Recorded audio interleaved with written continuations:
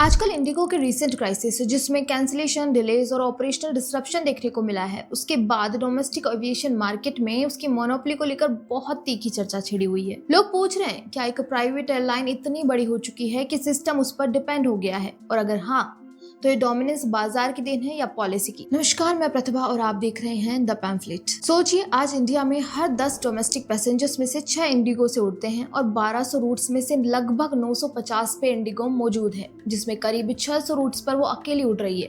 Pure monopoly mode में है। एक एयरलाइन की प्रॉब्लम आती है तो पूरा एविएशन सिस्टम हिल जाता है। तो सवाल सिंपल है, ये मोनोपोली मार्केट ने बनाई या पॉलिसी ने डिजाइन की? थोड़ा रिवाइंड करते हैं। इंडिगो की कहानी 2005 और 2006 के बीच से शुरू होती है, जब राहुल भाटिया और राकेश गंगवाल ने एक लो कॉस्ट एयरलाइन लॉन्च की। पहला प्लेन इसका 2006 में उड़ा और कुछ ही सालों में एग्रेसिव एयरक्राफ्ट ऑर्डर्स, लीन कॉस्ट मॉडल और ऑन टाइम परफॉर्मेंस के दम पर ये तेजी से ग्रो करने लगी। उस वक्त स्काई पर सिर्फ इंडिगो नहीं थी, air India, Indian airlines, jet Airways, Kingfisher, spice jet जैसे प्लेस भी एक्टिव थे। कंपटीशन था, लेकिन सिस्टम के डिसीजंस ने धीरे धीरे बैलेंस तोड़ना शुरू किया। यहीं आती है कहानी एयर इंडिया और यूपीए सरकार के डिसीजंस की। सीएजी की 2011 वाली परफॉर्मेंस ऑडिट रिपोर्ट ने क्लियरली रेज किया कि एयर इंडिया इंडियन एयरलाइंस का मर्जर इल टाइम था और 111 एयरक्राफ्ट का जंबो ऑर्डर 68 बोइंग और 43 एयरबस बिना प्रॉपर फाइनेंशियली जस्टिफिकेशन के अप्रूव की गई, जिसने एयरलाइन का डेप्ट कुछ सालों में कुछ करोड़ से चढ़ाकर लगभग 38,500 करोड़ तक पहुंचा दिया।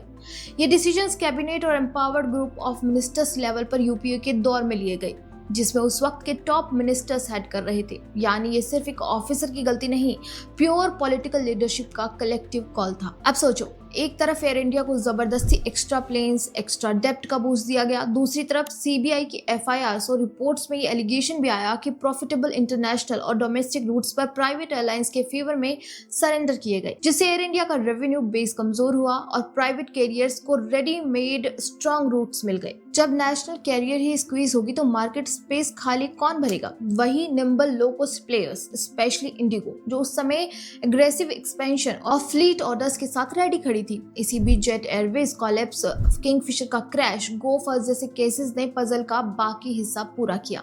एक एक करके कॉम्पिटिटर्स आउट हुए और IndiGo steadily largest domestic carrier बन गई। 2012 तक ही मार्केट शेयर में नंबर 1 पोजीशन में पहुंच गई, जो आगे चलकर 60 से 65% तक गया।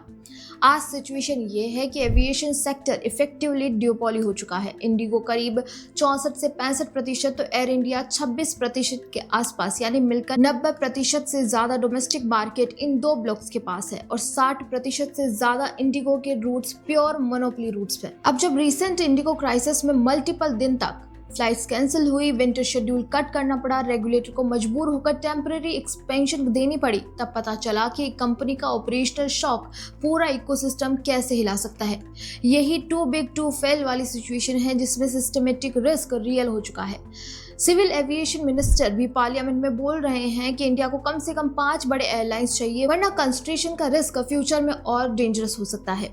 तो फिर सवाल आता है, मोनोपोली क्रिएट किसने की? सिर्फ इंडिगो ने अपनी एफिशिएंसी से, या फिर यूपीए के दौर में लिए गए aircraft order, merger decisions, profitable route surrender और फ्लड पॉलिसी मिक्स ने एयर इंडिया को कमजोर करके प्राइवेट प्लेयर्स को गोल्डन मौका दिया? एक तरफ मार्केट का नेचुरल चर्न था, वीक एयरलाइंस गिरती रही, दूसरी तरफ पॉलिसी ने नेशनल कैरियर को होलो किया, जिसका फायदा स्ट्रॉन्गेस्ट प्राइवेट प्लेयर ने उठाया। रिजल्ट, इंडिगो आज रूट लेवल पे राज कर रही है और सेक्टर लेवल पे ड्यूपोली का डर असली पॉलिसी डिबेट बन चुका है।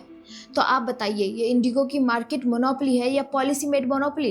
कमेंट में एक शब्द जरूर लिख के जाइए। बाकी वीडियो पसंद आया तो चैनल को लाइक, शेयर एंड सब्सक्राइब करना ना भूलें। बने रहिए द पैम्फलेट के साथ।